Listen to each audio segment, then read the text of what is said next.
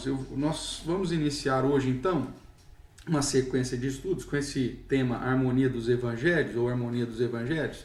Está baseada nessa revista, ok? Essa revista é da nossa editora, a editora Cultura Cristã. Esse material ele foi colocado à disposição, né, ou disponível a partir do quarto trimestre do ano de 2014. Tá? Hoje nós não temos esse material mais disponível, e esse material aqui, que são lições aí de alguns irmãos nossos, né, alguns pastores, alguns irmãos, inclusive conhecidos, né, nosso, o reverendo Davi Manso, o reverendo Valdemar, e também o Gilmar e o André. E essa revista, então ela nos propõe aqui 13 encontros usando alguns temas relacionados a situações da vida de Jesus e a harmonia entre todos os 4 evangelhos e, obviamente, com a Bíblia toda. Então, uma sequência de teologia bíblica bastante interessante. Nós temos, então, essa sequência, e aqui vendo na descrição, inclusive, os roteiros, né, para a revista do professor. Algumas lições, inclusive, do roteiro foi produzida aí pela nossa irmã Sandra Salum, né? Irmã da Cecília aí. Deus esteja abençoando, e também pelo reverendo Cláudio, além da Mônica Gonçalves, ok? Então, eles propõem 13 temas nessa revista. Nós ampliamos e adaptamos, né, uma realidade nossa, e nós produzimos aí, então, dessas 13 lições que a revista nos propõe, nós ampliamos isso e chegamos a 26 temas. Então, nos próximos domingos aí, nós estaremos trabalhando com o tema Harmonia dos Evangelhos, a obra e a pessoa salvadora de Jesus Cristo, e ampliando um pouco esse tema para que possamos aí na escola dominical da nossa igreja fazer essa sequência, né, de teologia bíblica, de harmonizando os ensinos tanto do Antigo Testamento quanto do próprio Evangelho e do Novo Testamento, com assuntos relacionados à pessoa de Jesus e a sua obra da salvação. Então, deixa eu abrir aqui para você. Então, o tema aí, Harmonia dos Evangelhos, a obra e a pessoa salvadora de Jesus Cristo, estudos baseados nessa revista da escola dominical da editora Cultura Cristã. Então, os dados aí, o número 56 e tal, para que você possa, se um dia tiver acesso, ter acesso também ao material da nossa editora, tá bom? Lembrando que muita coisa é diferente, obviamente, né? A gente segue mais a ideia dos temas e aí ampliamos, como já falamos. Então, vamos lá. Nós, nessa primeira aula, então, vamos tratar do Evangelho segundo o Antigo Testamento, mostrando, obviamente, focando na pessoa de Jesus Cristo. Então, nós temos os 4 evangelhos, o Evangelho de Mateus, Marcos, Lucas e João. Foram escritos com o objetivo de mostrar aí a verdadeira identidade de Jesus. Isso fica mais claro aqui no Evangelho de João, no capítulo 20, lá no verso 30 e 31, quando nos diz assim: o objetivo do Evangelho de João, que acaba sendo, de certa forma, o objetivo dos evangelhos, e diz assim: na verdade, Jesus, diante dos discípulos, fez Jesus diante dos discípulos muitos outros sinais que não estão escritos nesse livro. Estes, do livro de João, do Evangelho de João, porém foram registrados para que creiais que Jesus é o Cristo, o Filho de Deus, e para que crendo tenhais vida em seu nome. É lógico que cada evangelho acaba tendo um objetivo específico, né? Quando você vai para Mateus, você vê um livro escrito para apresentar Jesus como rei, né? Aquele que chegou. Nós temos Marcos com o objetivo de escrever talvez mais para os romanos, apresentando Jesus aí como servo. Nós temos Lucas, que é escrito de um modo para os gentios, né? Trazendo inclusive traduções de alguns termos hebraicos ou aramaico, e João, que é esse evangelho, né, para o modo geral, a expectativa de apresentar a obra de Jesus. O foco de João é mais a obra de salvação de Jesus, enquanto os outros primeiros três, Mateus, Marcos e Lucas, são chamados de evangelhos sinópticos, ou evangelhos que são semelhantes, seguem uma estrutura bastante semelhante, né, bastante igual. O João tem um objetivo diferente, ele vai focar as últimas semanas do ministério de Jesus, a maior parte do seu evangelho, e ele usa alguns milagres, alguns sinais, né, para apresentar aí toda essa ideia da pessoa de Jesus Cristo, com o objetivo que nós lemos aqui, para que os leitores possam crer que Jesus Cristo é o Messias, Jesus Cristo é o Cristo, né, ungido. Lembrando que Cristo e Messias é a mesma coisa, um vem do hebraico, outro do grego, apontando então Jesus como Filho de Deus. Uma vez crendo em Jesus como Cristo, o Filho de Deus, recebamos vida no seu nome, ok? Então vamos caminhar aqui. Mas quem que é Jesus de fato, né? O objetivo então dos evangelhos é apresentar aí quem ele é. João define aqui como Cristo, o Filho de Deus, mas os quatro evangelhos, qualquer ideia de apresentar a pessoa de Jesus Cristo. Então vamos lá, vamos caminhar aqui, vamos ver aí algumas questões, né? Essa pergunta, né, quem é Jesus, ela foi dirigida ao próprio Cristo muitas vezes. Se você observar aqui, mesmo no Evangelho de João, vamos dar uma olhada nesses versos aí. João capítulo 8, o verso é de número 25. Nós vamos ver bastante texto, viu, meus? Essa sequência de estudos, ela faz uma conexão aí com vários textos. Então vamos lá. João 8, verso 25. Nós estamos aqui, Jesus defendendo a sua missão. O verso 25 diz: então lhe perguntaram, quem és tu? Respondeu-lhe Jesus, que é que desde o princípio vos tenho dito? Então, essa pergunta, quem é Jesus, quem é você? Né? Isso aí sempre aparece nos evangelhos, ou ora pelos fariseus, ora por aqueles que estão procurando Jesus para receber alguma cura, algum benefício, ora no interrogatório. Sempre essa pergunta é feita. Aqui em Mateus capítulo 26, nós vemos aqui o registro de Jesus perante o Sinédrio. E o verso 63 de Mateus 26 é dito: Jesus, porém, guardou silêncio, e o sumo sacerdote lhe disse: eu te conjuro pelo Deus vivo, que nos diga se tu és o Cristo, o Filho de Deus. E aí o verso 64, respondeu Jesus: tu disseste, entretanto eu vos declaro que desde agora vereis o Filho do Homem assentado à direita do Todo-Poderoso e vindo sobre as nuvens do céu. Então aí, o 65, o sumo sacerdote rasga suas vestes e blasfema, e aquela situação que é de conhecimento dos irmãos. Então essa situação da pergunta, quem é Jesus, é uma situação que os evangelhos apresentam que em vários momentos esse questionamento foi feito, né? Ora, pelos fariseus, ora pelos judeus líderes, ora pelas pessoas que estavam andando com Jesus,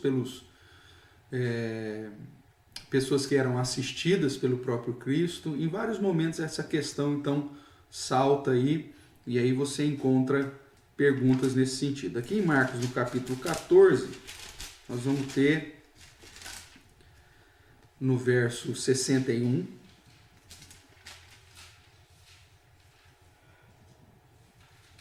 Jesus perante o Sinédrio, que é a mesma ideia lá do texto de Mateus, né?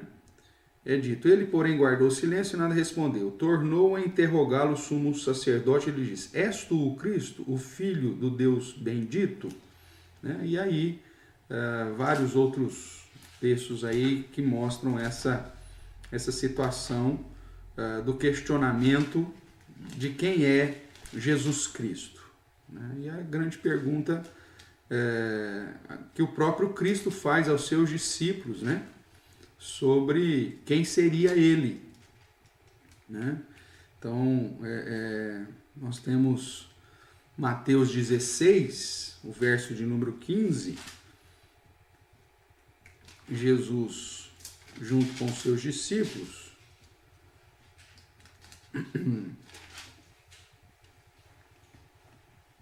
E aí, então, Mateus capítulo 16, verso 15. Vou ler a partir do 13, né, para que você acompanhe. Indo Jesus para os lados de Cesareia de Filipe, perguntou a seus discípulos, quem diz o povo ser o Filho do Homem? E eles responderam, uns dizem João Batista, outros Elias, outros Jeremias ou alguns dos profetas. E aí a pergunta do verso 15, Jesus traz para si, né? Mas vós, continuou ele, quem dizeis que eu sou? Então, no verso 13 ele diz, quem diz o povo ser o Filho do Homem?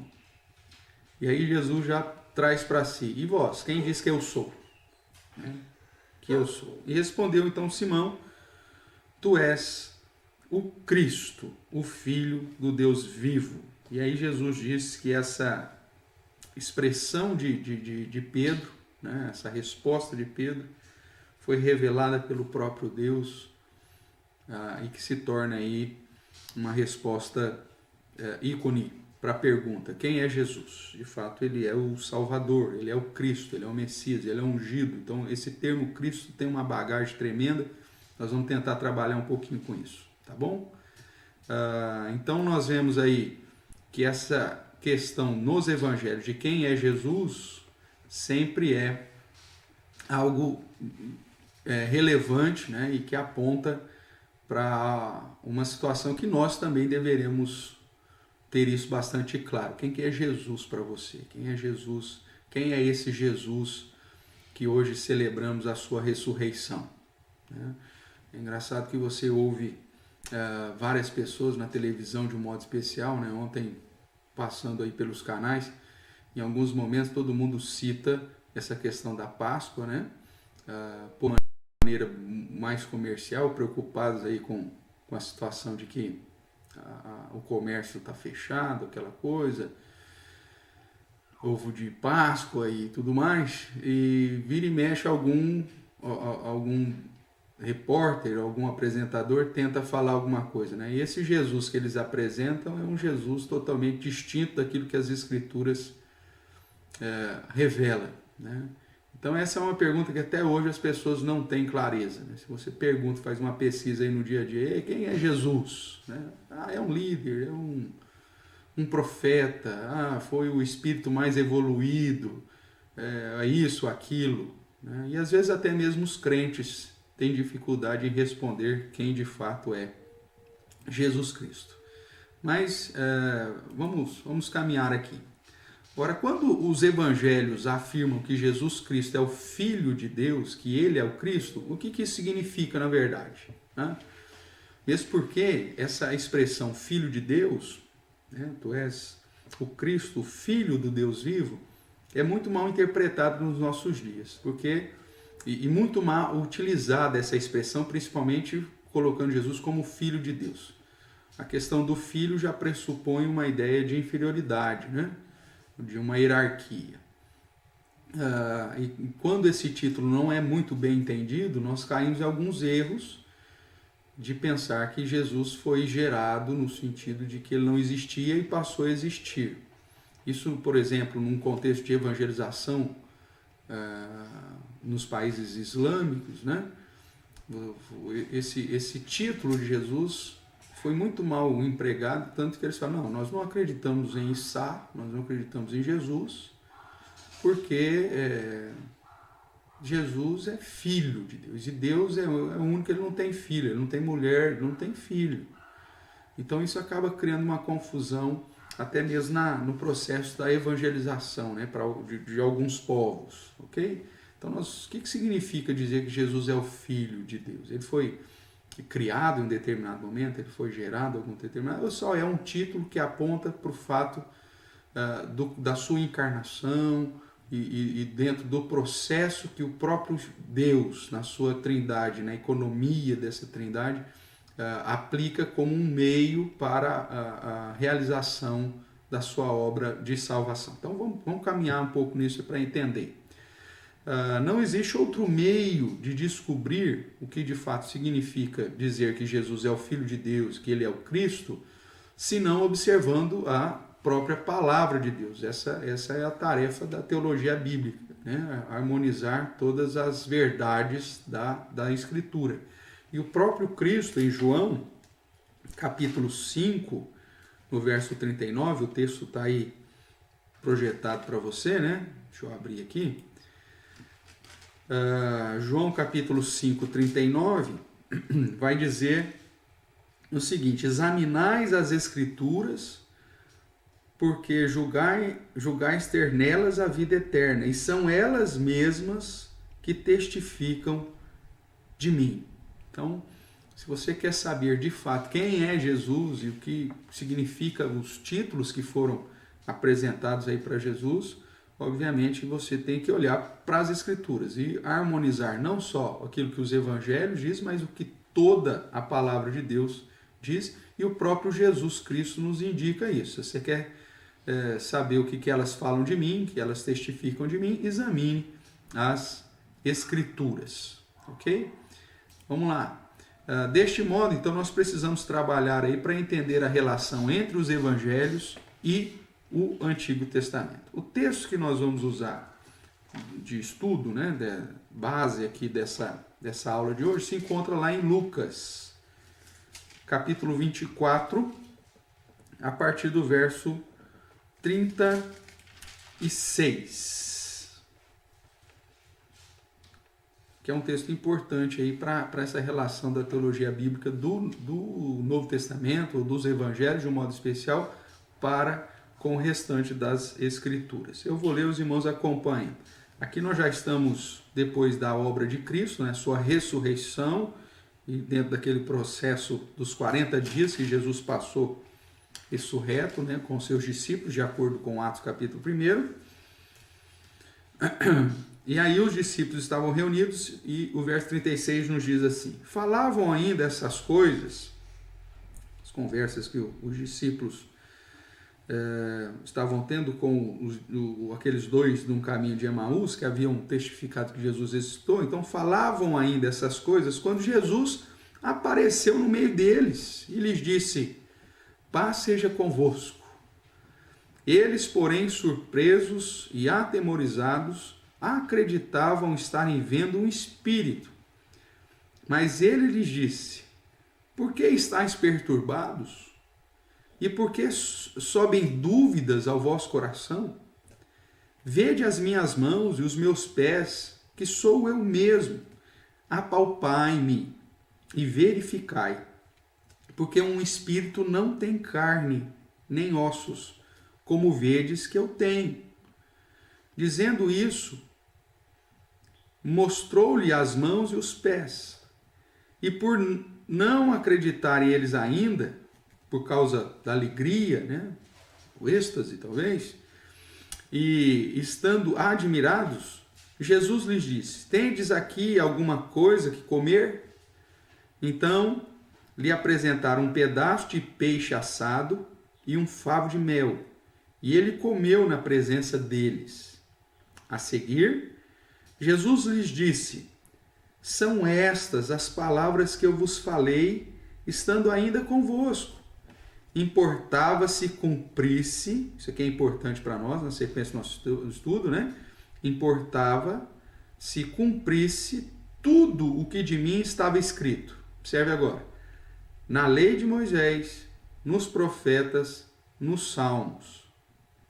Então lhes abriu o entendimento para compreenderem, veja o que está escrito aí, as Escrituras. Ou seja, todo o Antigo Testamento aponta para Jesus. Mas só, para os discípulos, somente depois desse momento que Jesus aparece no meio deles e que começa a explicar isso, e ele cita, né, situações que precisavam ser cumpridas nele, tanto na lei de Moisés, quanto nos profetas, quanto nos salmos.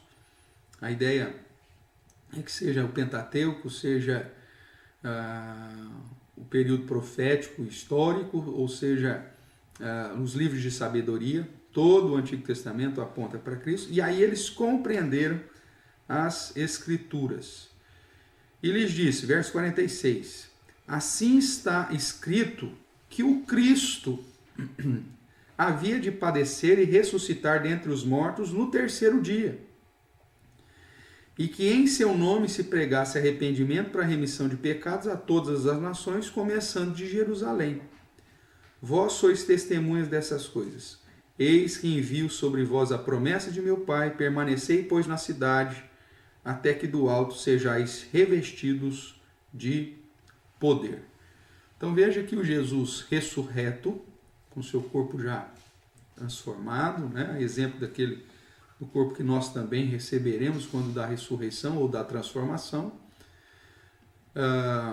se apresenta aos discípulos e usa as Escrituras para comprovar que aquilo que estava acontecendo, ou que havia acontecido com ele, a sua morte, inclusive a sua ressurreição, já havia sido predito nos escritos do Antigo Testamento, em todas as Escrituras. Então, olhando aqui para Lucas 24, 36 a 49, nós vimos que tudo, Jesus diz que tudo o que aconteceu foi predito no Antigo Testamento, né?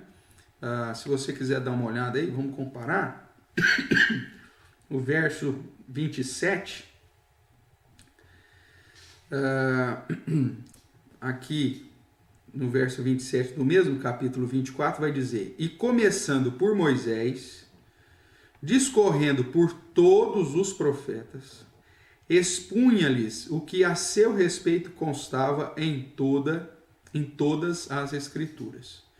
Então, depois da ressurreição, Jesus dá uma recapitulação com os discípulos, né? Não só com os apóstolos, mas com os discípulos, usando Moisés, os profetas e todas as Escrituras, né? E todas as Escrituras referem-se àquilo que nós conhecemos como Antigo Testamento, mostrando que tudo que foi escrito no Antigo Testamento era escrito a seu respeito. E aí depois, para os apóstolos, em especial o 44 que nós lemos, ele começando então dizendo que importava se cumprisse que tudo de mim está escrito na lei de Moisés, nos profetas e nos salmos. Isso aqui aponta para a totalidade das Escrituras do Antigo Testamento. O próprio Jesus então aponta o Antigo Testamento como uma revelação da sua identidade. Então, nos cabe perguntar o que é dito sobre Jesus no Antigo Testamento, né? Para referendar os títulos, para referendar quem de fato Jesus é e fundamentar a nossa crença no que Jesus inclusive está fazendo hoje, tá certo? Então vamos lá, trabalhando aí com um pouquinho do Antigo Testamento, a revelação do Antigo Testamento sobre Jesus. A primeira coisa, Jesus é o Redentor anunciado no Antigo Testamento. Vamos dar uma olhadinha aqui nesses versos, né? Nessa progressão da revelação, lembrando que a revelação de Deus ela segue uma progressão até os dias de Jesus. Hebreus nos diz isso, né? Que primeiramente ele falou aos pais, depois aos profetas e nos últimos dias nos falou através do Filho. Então é uma progressão. Aqui em Gênesis capítulo 3, eu convido você a abrir sua Bíblia lá, nós temos o registro da queda do homem, né? E alguns elementos aqui são importantes para entender dentro dessa revelação a respeito do Messias, a respeito do Salvador. Obviamente que na progressão da revelação, a cada detalhe que a revelação apresenta, as profecias ou indicativos da pessoa do Messias vão aumentando também o conhecimento. Obviamente que Adão e Eva tinham uma informação a respeito do Messias, Abraão já tinha informações maiores, Moisés mais ainda, Davi mais ainda, e nós, a nossa geração, obviamente, com condições aí de compreender as escrituras que apontam para Jesus. Aqui então, Gênesis 3, no verso 15, dentro da promessa já da redenção, né, aquilo que vários eruditos colocam como proto-evangelho, né, com o início desse evangelho, diz assim: porém, inimizade entre ti e a mulher, falando com Satanás, entre a tua descendência da mulher, e o seu descendente. Este te ferirá a cabeça, e tu lhe ferirás o calcanhar. Então aqui nós temos uma promessa, é lógico que é o início, é o comecinho da revelação da salvação, mas que mostra que o descendente de mulher, o descendente da mulher, né, ele viria e venceria Satanás, né, feriria a cabeça de Satanás. Então nós temos aqui o início dessa revelação das Escrituras. Jesus depois fica muito mais claro como esse descendente da mulher que veio para vencer. Ainda em Gênesis, capítulo 12, você olhar aí, Gênesis 12, verso de número 3, nós temos em Abraão aí a promessa de: abençoarei os que te abençoarem, amaldiçoarei os que te amaldiçoarem. Em ti serão benditas todas as famílias da terra. Por quê? Porque um descendente de Abraão viria a abençoar todas as nações. Essa é o que vai nos apontando a revelação aí, nessa progressão da revelação. Gênesis 49, o verso é de número 10. Nós temos aqui as bênçãos proféticas de Jacó sobre os seus filhos. E como entra aqui em Judá, você sabe que Jesus é da tribo de Judá, né? Ele é descendente de Davi, que é da tribo de Judá, por isso que é chamado de Jesus o leão da tribo de Judá. Isso está pautado nas bênçãos proféticas de Jacó. Vamos ver a partir do verso 8, Gênesis 49, verso 8. Judá, teus irmãos te louvarão, a tua mão estará sobre a cerviz dos teus inimigos. Os filhos de teu pai se inclinarão a ti. Judá é leãozinho, da presa subiste, filho meu. Encurvar-se-á e deita-se como leão e como leoa. Quem o despertará? Agora o verso 10 que nós queremos. O cetro, que é um símbolo de governo, símbolo de poder, né? Não se arredará de Judá, nem o bastão de entre seus pés, até que venha Siló, e a ele obedecerão os povos. Então aqui mais uma expressão que aponta para o Messias e consequentemente para Cristo. Então Jesus é apresentado como esse Redentor, que os povos serão abençoados, onde ele vai vencer a obra de Satanás, onde as famílias serão abençoadas e onde ele terá o governo sobre todos os povos. Ainda podemos observar aqui no segundo livro de Samuel, eu convido você a caminhar para lá, 2 Samuel capítulo 7, o verso 16, a aliança do Senhor com Davi. Nós já demos um salto histórico aqui, né? E aí nós temos no verso 16 a seguinte promessa: porém a tua casa e o teu reino serão firmados para sempre diante de ti, teu trono será estabelecido para sempre. Nós sabemos que não é o reino físico de Davi, né? O reino físico de Davi caiu, né? Davi passa Salomão, depois de seus filhos há divisão, os impérios mundiais vêm e derrubam, e nunca mais o reino foi estabelecido. Mas Jesus, como descendente do trono de Davi, vem inaugurar o verdadeiro reino, o reino espiritual. o reino da nossa redenção.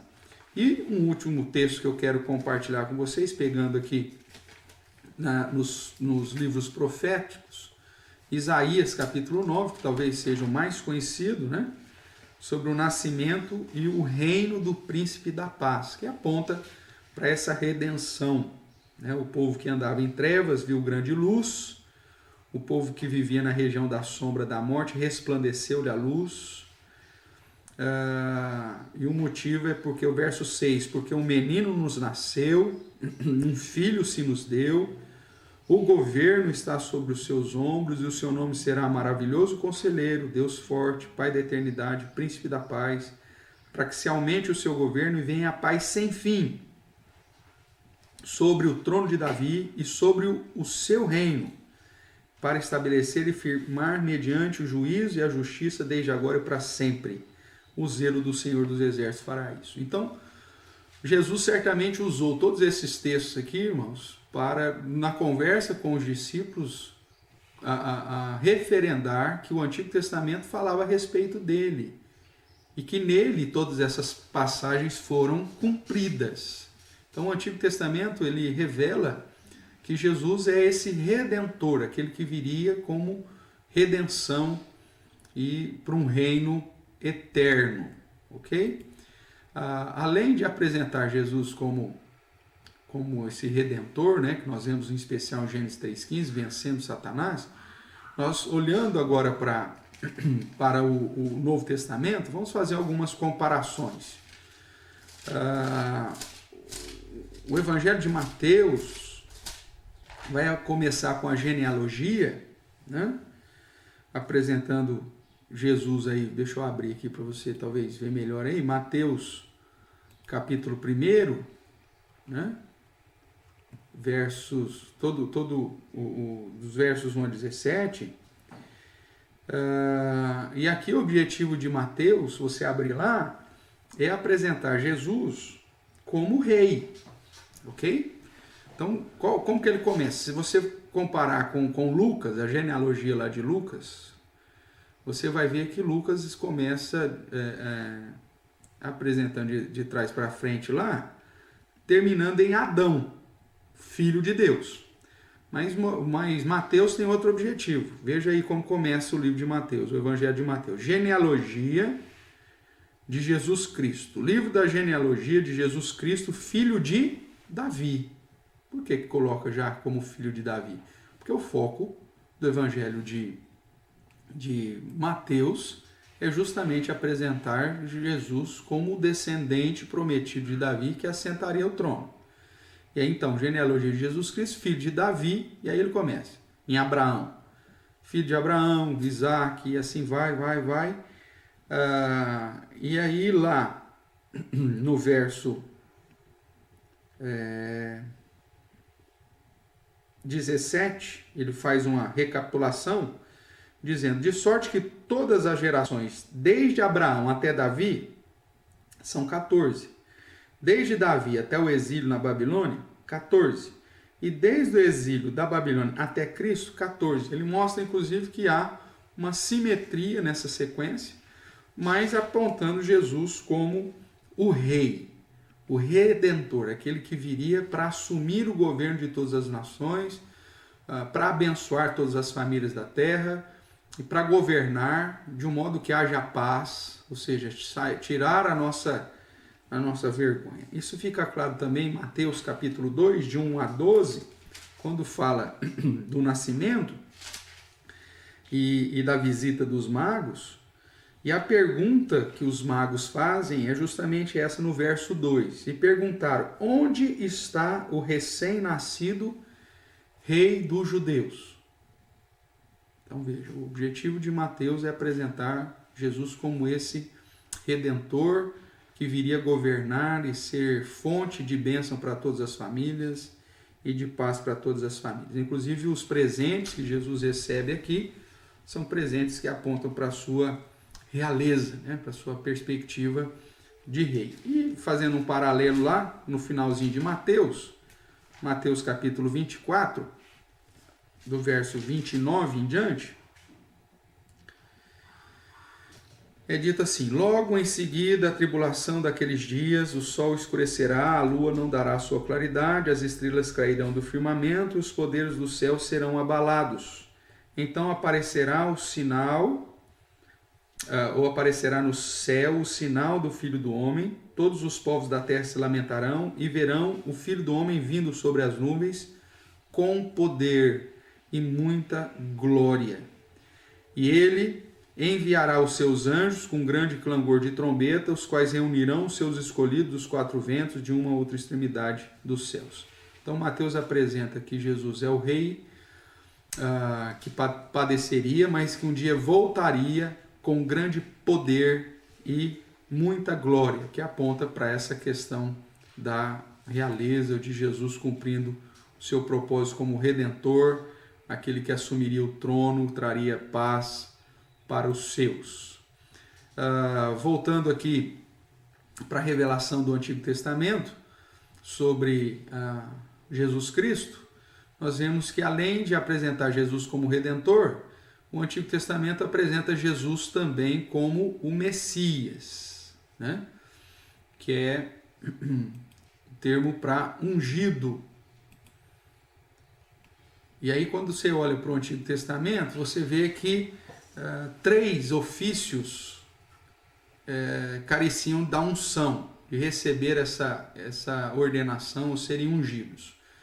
O sacerdote, né, quando ia ser consagrado ao ofício sacerdotal, ele era ungido. O profeta geralmente recebia uma unção na perspectiva espiritual. E o rei, quando era também ungido para essa função, recebia isso como sinal da sua consagração. E o Antigo Testamento, portanto, vai apresentar Jesus como o Messias, ou esse ungido, ou aquele que é suficiente para exercer os 3 ofícios messiânicos, ou os três ofícios aí. O primeiro ofício como profeta, né? Então você tem aí, vamos fazer essa comparação. Vamos lá para Deuteronômio 18. Deuteronômio 18, o verso também é de número 18. Aqui a promessa do grande profeta, né? Uma promessa que aponta para Jesus. Verso 15, vou ler. O Senhor teu Deus te suscitará um profeta do meio de ti, de teus irmãos, semelhante a mim. A ele ouvirás, segundo tudo o que pediste ao Senhor teu Deus em Horebe, quando reunido o povo. Não ouvirei mais a voz do Senhor meu Deus, nem mais verei este grande fogo para que não morra. Então o Senhor me disse: falaram bem aquilo que disseram. Suscitar-lhes-ei um profeta do meio dos seus irmãos, semelhante a ti, em cuja boca porei as minhas palavras, e ele lhes falará tudo o que eu lhe ordenar. Então, há uma promessa de Deus levantar um grande profeta em que o povo deveria ouvir as suas palavras, porque ele falaria justamente daquilo que Deus quer revelar ao seu povo. Se você comparar essa promessa aqui do grande profeta com o Evangelho de João, capítulo 1, vamos dar uma olhadinha lá, João capítulo 1, o verso que apresenta até o verso 18, nós vemos que Jesus é a palavra, é o verbo, né? Então, ele é a própria palavra de Deus. Se você fizer uma comparação ainda com o Novo Testamento, ele é a expressão exata do ser de Deus, né? Ele é a plenitude da divindade de Deus. Então, Jesus é a palavra encarnada, é o verbo que se fez carne. Então, ele é a profecia em si. Ele é o grande profeta que tem a palavra de Deus, e ele mesmo sendo a palavra refere-se a essa situação. Através dele é que vem, portanto, a revelação de Deus, né? O verso 15 de João capítulo 1 vai dizer: João testemunha a respeito dele e exclama: este é o que de quem eu disse, o que vem depois de mim, contudo a primazia, porquanto já existia antes de mim, porque todos nós temos recebido da sua plenitude e graça sobre graça, porque a lei foi dada por intermédio de Moisés, a graça e a verdade vieram por meio de Jesus Cristo. Ninguém jamais viu a Deus, o Deus unigênito que está no seio do Pai, é quem o revelou. Então Jesus, como essa fonte da revelação da palavra, cumprindo assim a função de profeta, né? Então o Antigo Testamento aponta que Jesus seria esse ungido, o Messias, e que cumpririam entre os ofícios messiânicos o ofício de profeta. Olhando também para o Antigo Testamento e comparando, nós vemos que Jesus, mesmo não sendo da tribo de Levi, nós já vimos que ele veio da tribo de Judá, uma tribo de rei, né, e não uma tribo de sacerdote.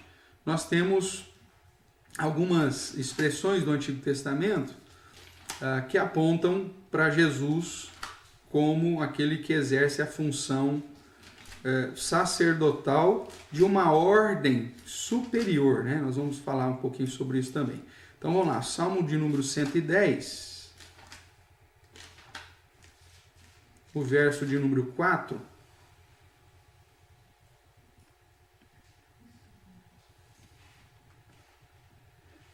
Vamos ler aqui o início, né? Esse salmo é um salmo que mostra o reino sacerdote do Messias, um salmo de Davi, e há um jogo interessante de palavras, porque Davi, esse texto é usado inclusive em Atos, né, para dizer que Davi não estava falando a respeito de si, mas estava falando a respeito de Jesus. Paulo vai usar isso, e o verso 1 diz: disse o Senhor, ou seja, Deus, o Deus da aliança, ao meu Senhor. Então não está falando a Davi, mas está falando ao seu Senhor. A ideia de Yahvé Adonai, né? É um jogo de palavras, como se dentro da Trindade o Pai falasse ao Filho, não, ou a palavra: assenta-te à minha direita até que eu ponha os teus inimigos debaixo dos teus pés. Então essa é a ideia de que Jesus foi assenta à direita do Pai. Há uma relação aqui com o Salmo 110 que apresenta essa ideia da postura que o Messias teria. E aí lá no verso número 4, que é o que eu chamo a sua atenção, diz assim: o Senhor jurou e não se arrependerá. Tu és sacerdote para sempre, segundo a ordem de Melquisedeque. O Senhor, à tua direita, no dia da sua ira, esmagará os reis. Ele julga entre as nações, enche-as de cadáveres, esmagará cabeças por toda a terra. De caminho bebe na torrente e passa de cabeça erguida. Então, um salmo que aponta para Jesus, é um salmo messiânico, e diz que além dele reger, né, e se apresentar como rei e juiz, porque o juiz é uma das atividades que o rei teria como pressuposto, ele também é apresentado como sacerdote, e um sacerdote eterno para sempre, segundo a ordem de Melquisedeque. Se a gente comparar isso, vamos lá, vamos fazer primeiro essa comparação com Mateus, capítulo 23.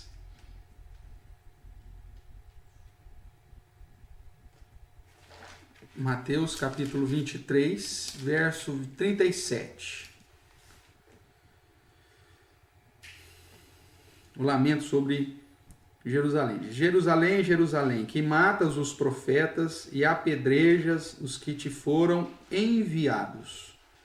Quantas vezes quis eu reunir os teus filhos, como a galinha junta os seus pintinhos debaixo das suas asas, e vós não o quisestes. Essa é a ideia da ação de reunião, de trazer todos para perto de si, como uma ação não só profética, mas também numa ação sacerdotal de Jesus.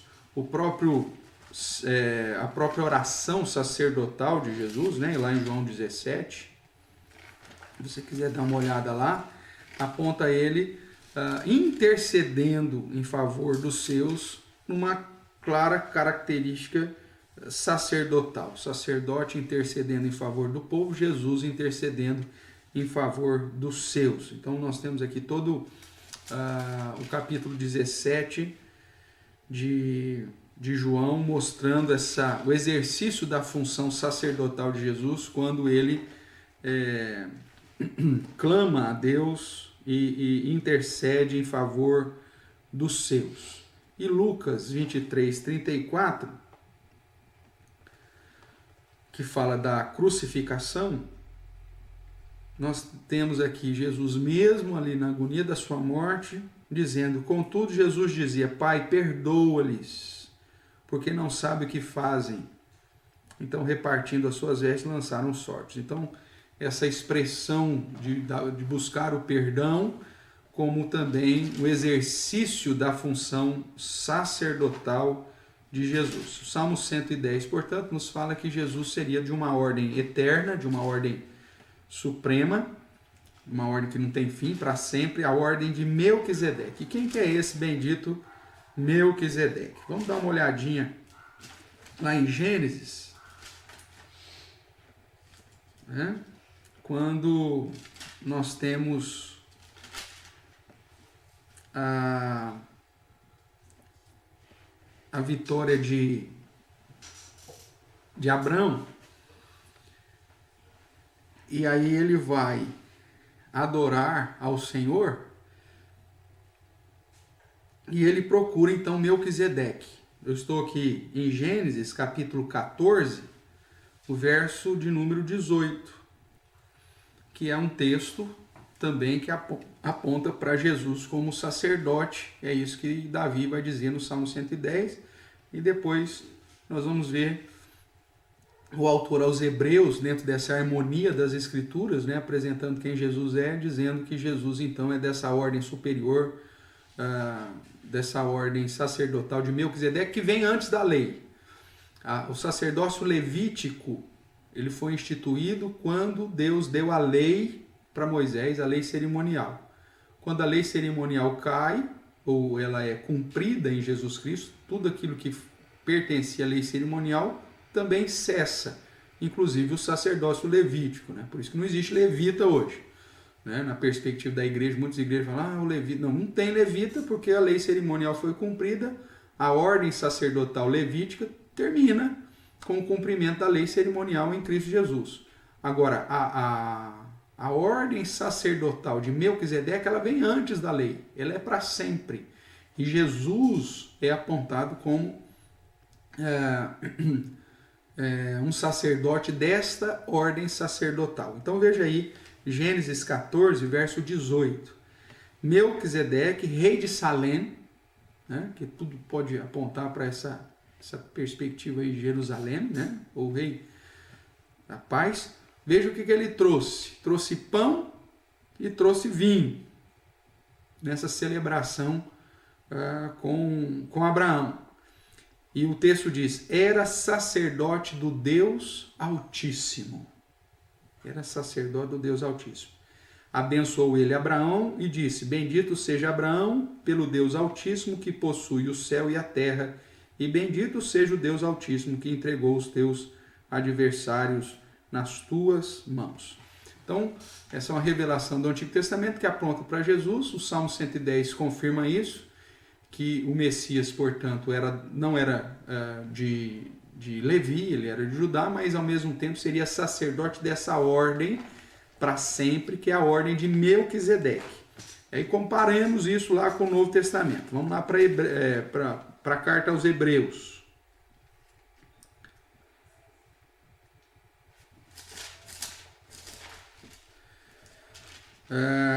Para a carta aos Hebreus, nós temos aí no capítulo 7, apresentando o sacerdócio de Cristo como esse sacerdócio universal e para sempre, né? Você vai ver então que também no capítulo 7, que o sacerdócio levítico tem fim, mas o sacerdócio de Cristo é para sempre. Então, o capítulo 7 de Hebreus, fazendo essa comparação, diz assim: porque este Melquisedeque, rei de Salém, então está falando o mesmo lá de Gênesis, né? Sacerdote do Deus Altíssimo, que saiu ao encontro de Abraão, quando voltava da matança dos reis, e o abençoou, para o qual também Abraão separou o dízimo de tudo. Primeiramente se interpreta rei de justiça, depois também é rei de Salém, ou seja, rei de paz. Sem pai, sem mãe, ou seja, sem genealogia, que não teve princípio de dias nem fim de existência, entretanto feito semelhante ao Filho de Deus, permanece sacerdote perpetuamente. Então nós temos ali, inclusive, uma ideia de que Melquisedeque é uma figura teofânica, que é o próprio Jesus encarnado nessa figura de Melquisedeque, sem pai, sem mãe, ou seja, sem genealogia, ou seja, sem história, mas está ali como o rei de justiça, um rei de paz, que inclusive recebe dízimos no sentido de receber adoração, de oferta, e que aponta para Jesus. E aí o autor aos Hebreus faz essa conexão dizendo, olha, é o mesmo, é o Cristo, o Messias, só que agora encarnado, não mais como uma manifestação de teofania, mas agora o próprio Deus encarnado. E aí ele vai trabalhando com essa ideia, diz que o sacerdócio levítico teve o fim, e aí ele cita no verso 17 o próprio Salmo 110, né? Porquanto se testifica, tu és sacerdote para sempre, segundo a ordem de Melquisedeque. Então, nós apontamos para o fato de que Jesus Cristo, o Messias, né, o ungido, exerce também o ofício sacerdotal, vindo através dessa ordem sacerdotal de Melquisedeque, que era um tipo de Cristo, tá certo? Então, Jesus é revelado no Antigo Testamento como o Messias que cumpriria os 3 ofícios messiânicos, tanto o profético, trazendo a palavra, ele é a própria palavra revelada, como o sacerdote, aquele que se apresentaria em favor dos seus, se faria inclusive sacrifício em favor dos seus, de uma ordem superior, uma ordem eterna, que é essa ordem de Melquisedeque, ou para sempre, essa ordem de Melquisedeque, tá bom? E a terceira, voltando aqui para o nosso slide, voltando para o cumprimento dos 3 ofícios messiânicos, o Antigo Testamento revela que Jesus, além de cumprir o ofício profético, além de cumprir o ofício sacerdotal, ele também cumpriria o ofício de rei, né? Rei e juiz aqui está embutido. Então, nós vimos já o texto lá de Isaías 9, que apresenta o nascimento do filho, do menino, nos nasceu, e que sobre os seus ombros estaria um governo para sempre, um governo de paz, né? Ele é o maravilhoso conselheiro, Deus forte, Pai da eternidade, príncipe da paz. Então, essa ideia de que ele é o rei supremo. Em vários outros momentos no Antigo Testamento você tem essa revelação de Jesus como rei. E aí você tem textos que nós já mencionamos em Mateus, que é o Evangelho do Rei, mostrando que Jesus veio para exercer também o ofício real como descendente de Davi, o prometido para o trono de Davi. Mateus capítulo 25, verso 31, vai dizer assim: quando vier o Filho do Homem é uma expressão que aponta para a divindade de Jesus, nós já estudamos isso nos estudos de Apocalipse recentemente, tá? Na sua majestade, ou seja, como rei, e todos os anjos com ele, então se assentará no trono da sua glória, veja, característica de rei, e todas as nações serão reunidas em sua presença, e ele separará uns dos outros, como o pastor separa o cabrito as ovelhas. Porá as ovelhas à sua direita, os cabritos à sua esquerda. Então dirá o rei aos que estiverem à sua direita: vinde, bendito meu Pai, entrai na posse do reino que está preparado desde a fundação do mundo. Né? E o verso 40, o rei respondendo lhes dirá, então veja, o rei, verso 41, então o rei dirá aos que estiverem à sua esquerda. Então, apresentando Jesus como esse rei que vem, que assume o seu reino, o seu trono, desde a sua primeira vinda. Por isso ele foi assunto, para sentar à destra do Pai, para assumir o trono, para tomar o livro selado e dar continuidade nas atividades previstas e determinadas pelo próprio Deus, e voltará nessa majestade, nessa glória, para julgar. Então, o Antigo Testamento revela que Jesus Cristo, ou o Messias, teria que ser também rei, e Jesus cumpre esse ofício na sua primeira vinda, inaugurando o reino, que já está valendo. Jesus reina hoje, e que voltará em majestade e glória como rei para aplicar definitivamente a aplicação do juízo. Então veja, o Antigo Testamento revela Jesus como Redentor e revela Jesus como Messias. O Messias é aquele que cumpriria os ofícios de profeta, sacerdócio e rei. E Jesus faz isso. Então quem é Jesus? É o Redentor, Jesus é o Messias, ele é o Cristo, né? Ele é aquele que veio para nossa redenção e para nossa salvação. Dentro da revelação do Antigo Testamento, a nossa revista vai dizer assim, né? Eu acho que o reverendo Davi Manso. Em suma, os evangelhos são o testemunho de que Jesus é o Messias anunciado no Antigo Testamento.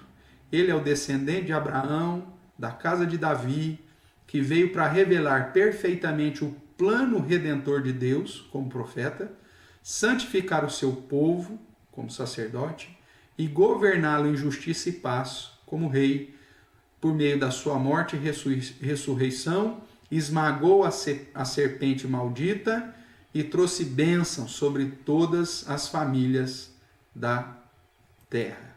Então, essa aí, nós vemos aí a revelação do Antigo Testamento sobre Jesus Cristo. Na sequência ainda do nosso estudo, irmãos, como que Jesus então foi revelado, como que aconteceu a revelação de Cristo no Antigo Testamento, de que forma Deus fez isso? Então vamos tentar caminhar um pouco aqui na lição. Então vamos lá. Primeiro, através das promessas e das promessas, né? E das profecias, perdão. Então, ele revela através das promessas, exemplo, Gênesis 3, quando dá uma promessa lá para Adão e Eva, que o descendente da mulher pisaria e esmagaria a cabeça da serpente, e através de profecias. Eis que vai nascer o filho da virgem, eis que nascerá em Belém Efrata, ou seja, profecias e promessas. Então os evangelhos declaram que a vinda de Jesus é o cumprimento de grandes profecias. Vamos lá para Marcos, capítulo 1.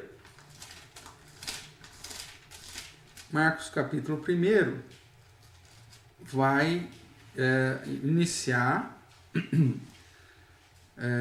justamente o evangelho falando que é o cumprimento de profecias. Então, o princípio do evangelho, Jesus Cristo já apresenta Jesus como Messias, Filho de Deus, já dá a declaração de quem Jesus é já no primeiro verso, né? Conforme está escrito na profecia de Isaías, né? É lógico que aqui nós temos alguns questionamentos a respeito do termo de Isaías, mas é uma conexão tanto das profecias de Isaías quanto de Malaquias, né? Que era o envio do mensageiro que prepararia o caminho do Senhor. E aí vem João Batista pregando arrependimento e remissão de pecados. Então veja, Marcos inicia o seu evangelho já com a declaração de quem Jesus é. Ele é o Cristo, ele é o Filho de Deus. E para referendar essa afirmação, ele vai usar as profecias, conforme está escrito. E os evangelhos, de um modo geral, vão fazer isso, né? Que muitos dos sinais que Jesus faz era para cumprir o que estava escrito. Que muitas das situações que Jesus vive, conforme diz o profeta tal ou as escrituras. Então, essa ideia do cumprir conforme está escrito na profecia desse ou daquele profeta é usado como modo para referendar que Jesus é de fato o Messias que foi prometido e indicado nas profecias do Antigo Testamento. Vamos ver alguns exemplos aqui, né? Mateus capítulo 1, você não precisa abrir, nós só vamos citar. Mateus capítulo 1, verso 23, diz que Jesus nasceu de Maria virgem. Ela, né, ficou grávida sendo virgem e permaneceu nesse estado até o nascimento. E isso ocorre para o cumprimento da profecia. Então, o que Mateus vai dizer lá? Vou ler aqui para você. Ora, tudo isso aconteceu para que se cumprisse o que fora dito, segundo o Senhor, por intermédio do profeta. E aí ele cita a profecia. Eis que a virgem conceberá e dará à luz um filho, e ele será chamado pelo nome de Emanuel. E aí Mateus faz questão de dizer que quer dizer Deus conosco.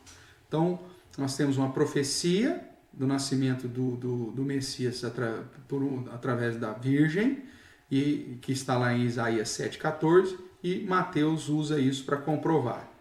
Mateus capítulo 2, verso 6, vai dizer, em Belém da Judéia responderam eles, porque assim está escrito por intermédio do profeta. Veja, mais uma vez, o cumprimento de uma profecia.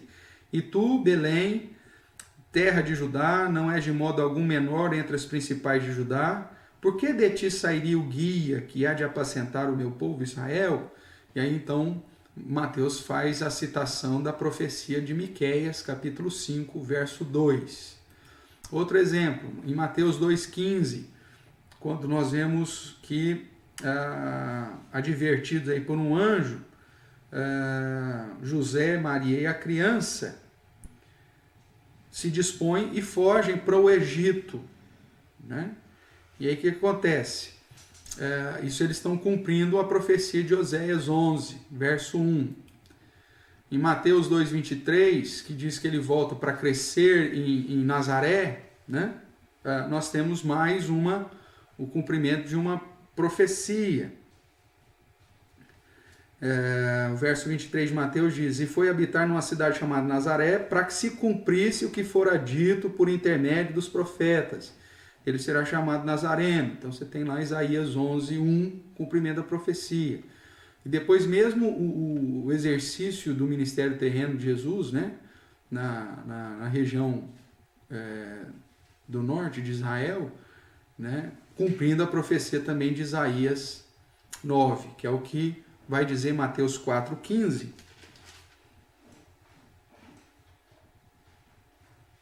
Vou ler a partir do 12, Mateus capítulo 4, verso 12. Ouvindo, porém, Jesus que João fora preso, retirou-se para Galiléia. E deixando Nazaré, foi morar em Cafarnaum, situada à beira-mar, nos confins de Zebulon e Naftali, para que se cumprisse o que fora dito por intermédio do profeta Isaías. Terra de Zebulon, terra de Naftali, caminho do mar, além do Jordão, Galiléia dos gentios. O povo que jazia em trevas viu grande luz, e os que viviam na região e sombra da morte resplandeceu a luz. Então veja que todos os detalhes, irmãos, do ministério terreno de Jesus, o lugar que ele mora, para onde que ele vai, o tipo de sinal que faz, tudo que acontece desde o seu nascimento, até mesmo da predição do seu nascimento, era para cumprir as profecias. Então, o Antigo Testamento revela Cristo por meio dessas promessas, dessas profecias. Além disso, por meio de personagens que tipificam Cristo. Vários personagens do Antigo Testamento, registrados nas páginas do Antigo Testamento, apontavam para alguma perspectiva de Cristo, né? Vários personagens, todos os grandes personagens bíblicos, de certa forma, tipificam, apontam a algum tipo de Cristo, ou apontam para alguma realização que Cristo faria. Então, os evangelhos estão repletos de passagens que decifram a tipologia do Antigo Testamento. Vamos ver alguns exemplos aqui. Mateus capítulo 12, do verso 40, vamos dar uma olhadinha aqui. Mateus 12,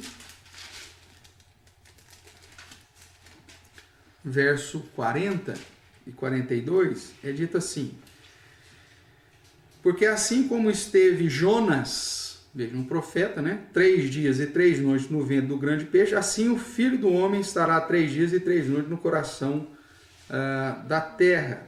Ninivitas se levantarão no juízo com esta geração e a condenarão, porque se arrependeram com a pregação de Jonas. E eis aqui está quem é maior do que Jonas. A rainha do sul se levantará no juízo com essa geração e a condenará, porque veio dos confins da terra para ouvir a sabedoria de Salomão. E eis aqui quem é maior do que Salomão. Então Jonas, Salomão, são exemplos de personagens que tipificaram Jesus. Jesus é a salvação anunciada, então, por todos os profetas.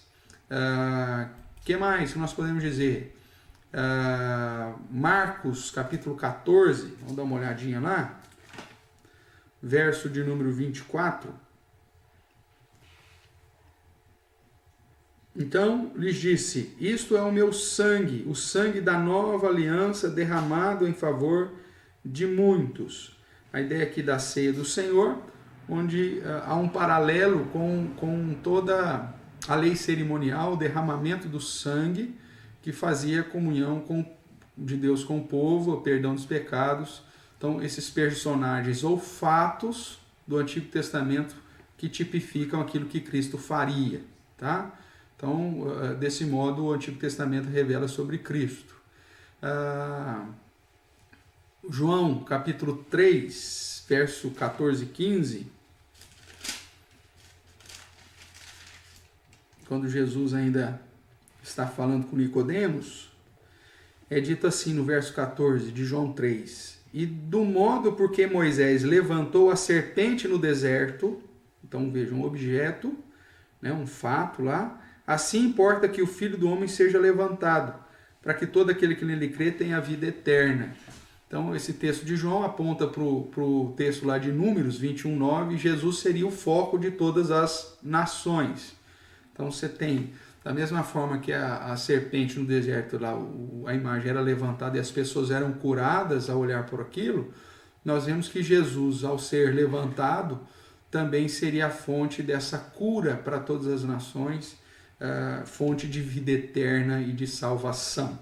Então, fatos que aconteceram no Antigo Testamento que são cumpridos em Jesus. Então, vários outros. O próprio maná, né, dado ao povo de Israel, aponta para Jesus como o pão da vida. E vários outros detalhes que ocorreram durante a peregrinação, a coluna de fogo, a coluna de sombra, o próprio caminho, aponta para Jesus como o Messias, como aquele que alimenta, aquele que traz a luz, aquele que conduz pelo caminho, aquele que salva, aquele que é o Redentor, que é o Messias prometido. Então veja que há uma harmonia não só entre os evangelhos, mas em toda a Escritura, apontando Jesus como o Messias, o Salvador, aquele que veio para a nossa redenção. Concluindo, então, irmãos, o que nós podemos dizer aí? O plano de redenção de Deus foi revelado de um modo progressivo e minucioso, com detalhes e características que culminam na pessoa e na obra de Jesus Cristo. Nenhuma outra pessoa na história, nenhum outro personagem consegue converger para si todas as profecias do Antigo Testamento a respeito da figura de um Salvador, da figura de um rei, de um profeta, de um sacerdote que geraria a salvação do seu povo. Somente Jesus Cristo. Essa ideia de harmonizar os evangelhos e as escrituras que o próprio Jesus fez com os seus discípulos, né? Passando por Moisés, os profetas, os salmos, os textos de sabedoria, para mostrar que toda a palavra apontava para ele. Somente Jesus consegue cumprir todas as exigências, promessas e profecias do Antigo Testamento para a figura do Messias. Então, Jesus é o prometido, é o ungido prometido para a nossa salvação. E toda a Escritura aponta para isso, né? Para o fato dele ser o nosso Messias, o nosso Salvador. Qualquer identificação de Jesus que seja menor que o próprio Deus encarnado, trata-se de um outro e não daquele que fora revelado desde o Éden.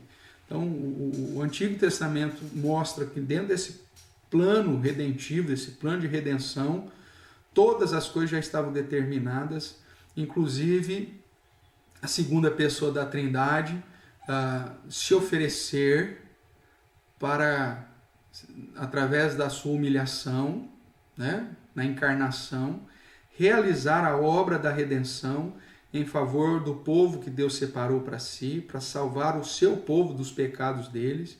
E isso não coloca Jesus como menor, mas sim simplesmente como o executor da obra da redenção que o Deus Trino, a Trindade, determina.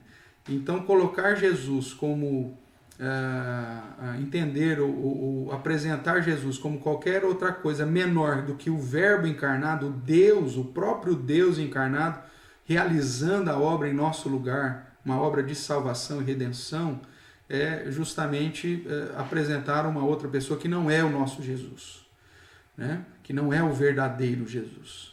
Então, Jesus como líder, Jesus como profeta, Jesus somente como um espírito evoluído, como uma pessoa que trouxe os ensinamentos para os demais humanos, é desconsiderar toda a harmonia das Escrituras apontando para Jesus como sendo o próprio Deus, o Deus encarnado, que em um pacto, uma aliança, por isso somos aliancistas, né? Uma aliança dentro da própria Trindade, determinou que o Pai, na sua grandeza, receberia glória e determinaria, escolheria os seus, Jesus realizaria a obra, o executor dessa obra de redenção, e o Espírito Santo aplicaria essa realidade na vida daqueles que Deus chamou para a sua própria glória.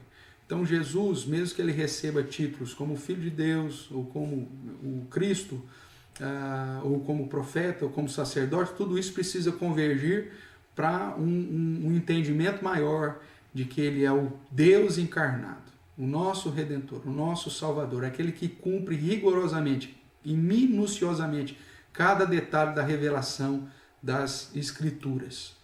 Toda a Escritura revela sobre Jesus, cuja obra é descrita nos Evangelhos como com o objetivo maior de que creiamos que ele é o Cristo, o Filho de Deus, ou seja, o próprio Deus encarnado, e crendo nisso para a nossa própria salvação. Nós já vimos, né, no início, lá João capítulo 20, verso 30 e 31, mas eu quero convidar você ainda para um último texto, João capítulo 1, no verso 10 em diante.